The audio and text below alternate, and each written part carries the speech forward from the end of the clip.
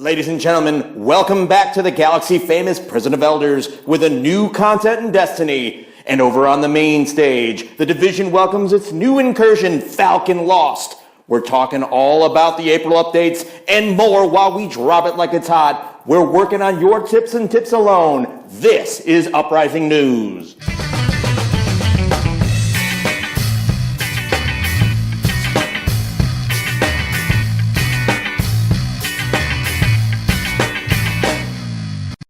Hello, and welcome to Uprising News, the show where we share the latest clan news from Uprising Family Gaming.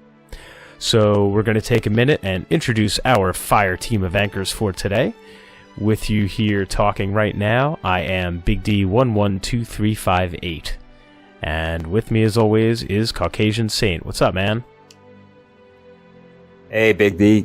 Doing alright, man. Just sitting here in the Dreadnought in this little room right here, feeling quite cozy. Yeah, sporting some of your new gear from the latest content drop, huh?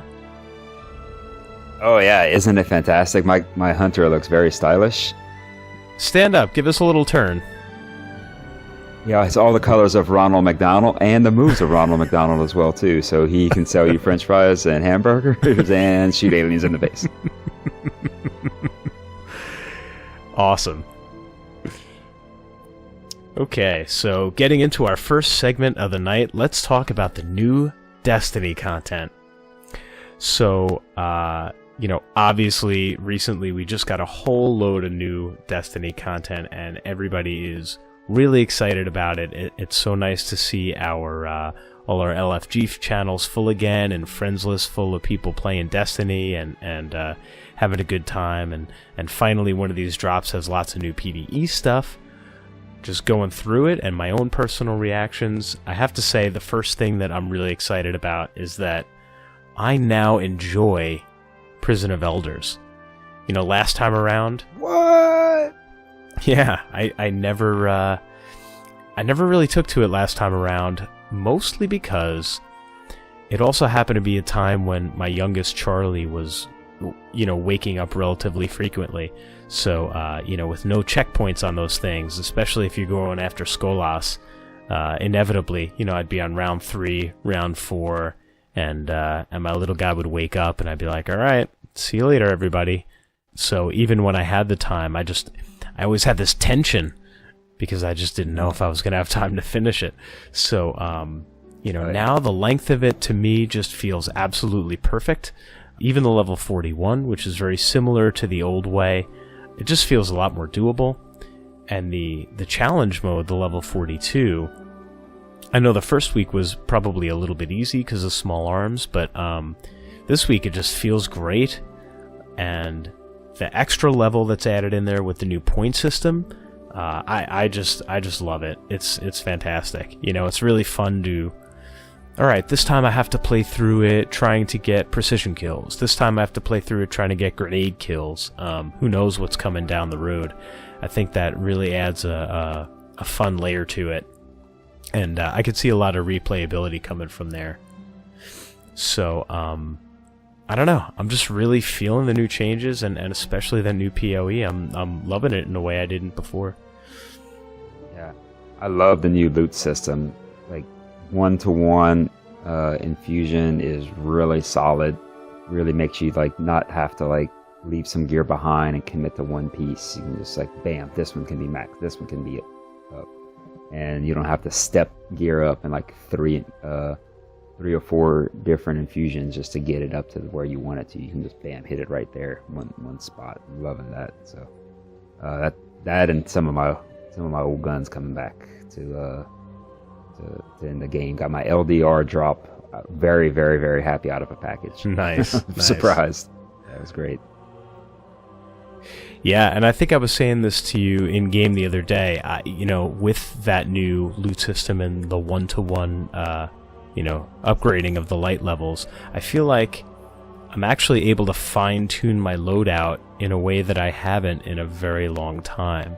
Where I can pay attention to, let me put on my armor that's going to give me extra hand cannon ammo and faster reloading for hand cannons for this loadout. And then let me have this other armor piece that, Because previously it was just all about what gives me the highest light. I'm running with it no matter what. Exactly. So it's nice and to if I get want to into look that like again. Ronald McDonald, I can do that and still be max light if I wanted to. So there we go. That's right. So, by the way, it should also be noted that the Destiny little montage that we're playing in the background here, those first clips were of Beefouts soloing the challenge mode for Prison of Elders in the first week. That's beastly, and I bow to you, sir.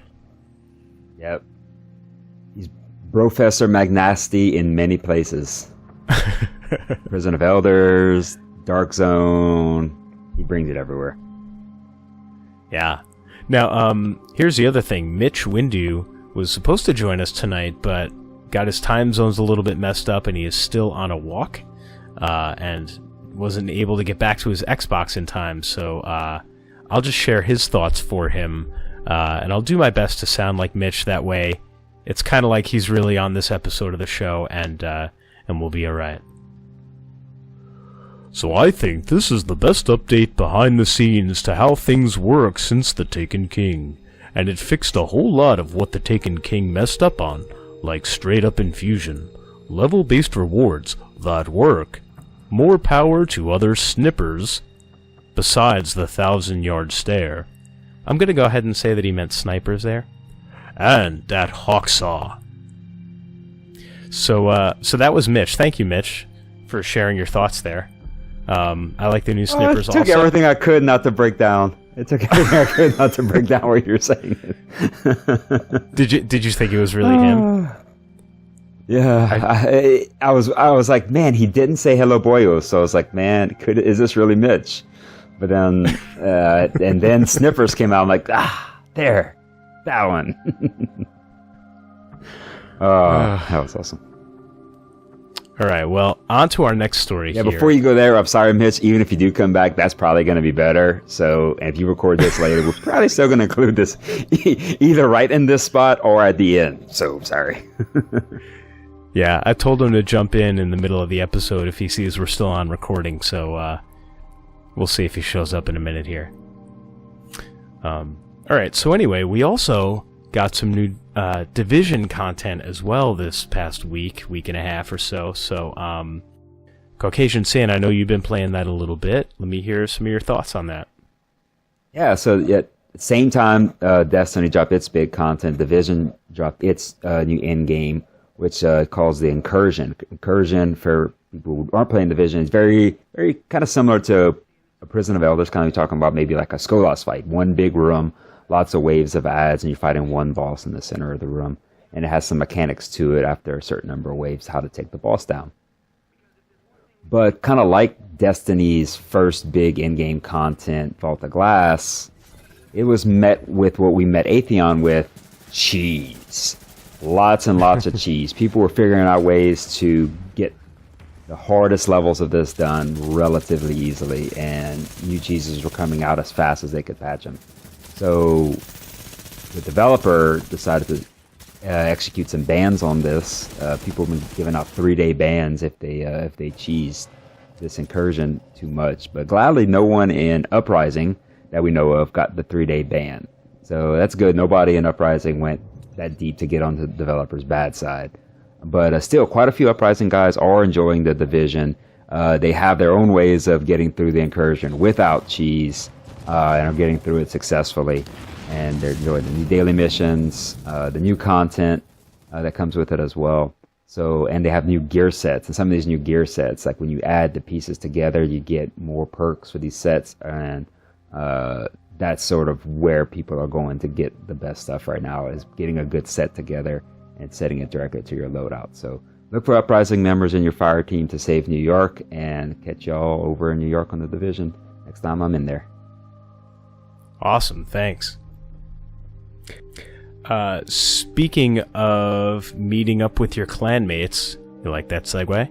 Our third segment here is actually going to be about the changes that just recently took place in your Slack app and mine. We've changed the way that we're doing LFG in the clan a little bit, so Cajun, can you explain this? Walk us through it. Tell us why all of a sudden we're logging into our Slack. Things are looking a little different. What's going on? Whoa, change is so bad. Nah, change is not always bad, but it's not always the best either. So we can kind of go over what we did and what we're listening to now, and how we're always going to be trying to give you guys the best experience. So the major change that went down was in all 3 Slacks, Dads, Rogues, and Uprising Family Gaming Slack. We changed the mandatory membership channel, which in Slack calls General, to named it Announcements. And there are 3 reasons why we did that. 1, we needed a place to post important pieces of information like votes, clan-wide votes, the newest Destiny Ghost Stories podcast, t-shirt campaigns, this exact news broadcast we're doing right now. So people can find that important info when they need it, and it's not lost in the scroll. If somebody didn't log in for 12 hours, they could have missed literally everything I just said and not know any of that happened.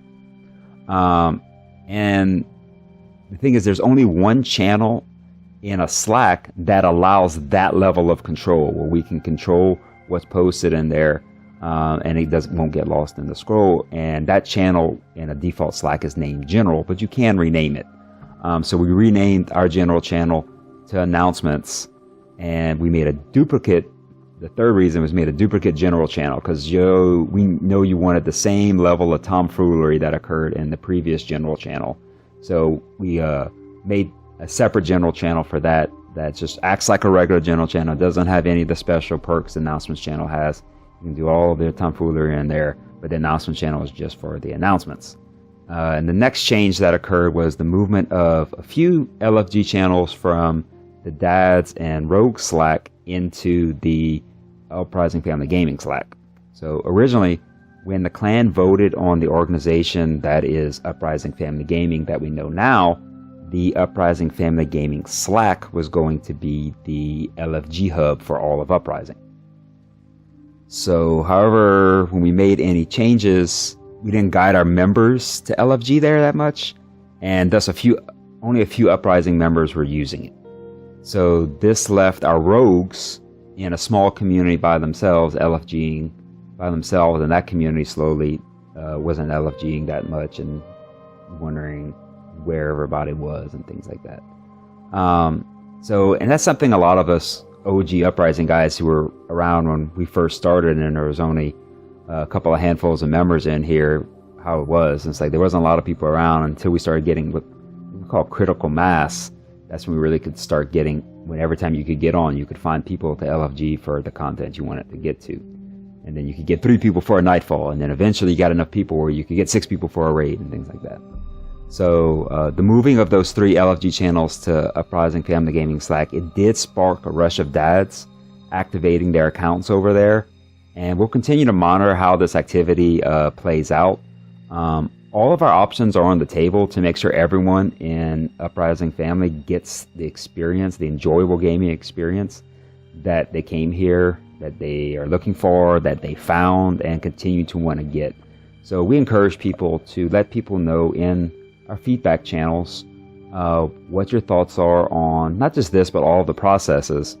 And also we encourage other people to not poo-poo on somebody else's feedback if you don't agree with it. It's their opinion, and they're completely allowed to say their opinion. So we want to hear what everybody's thinking and doing, so we can try to give everybody the best experience we can.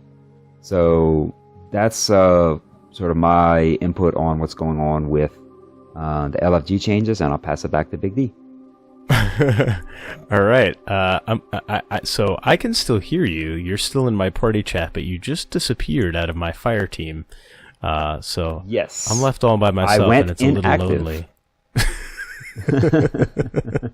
That's pretty funny.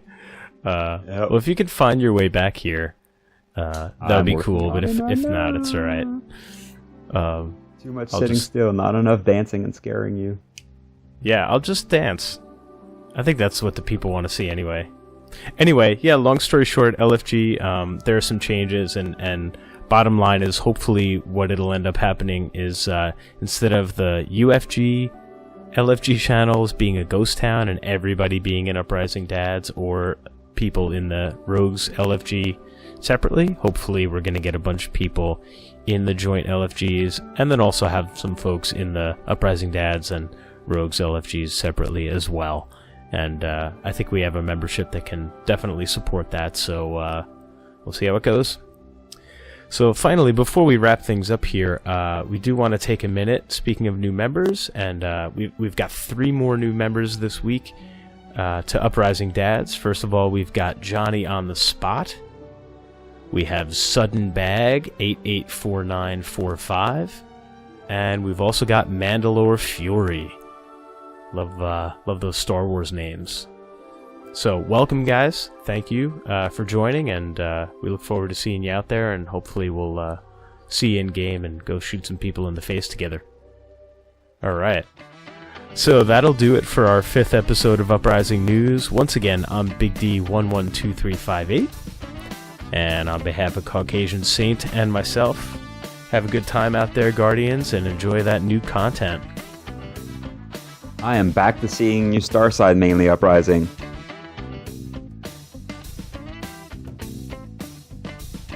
Look at those moves.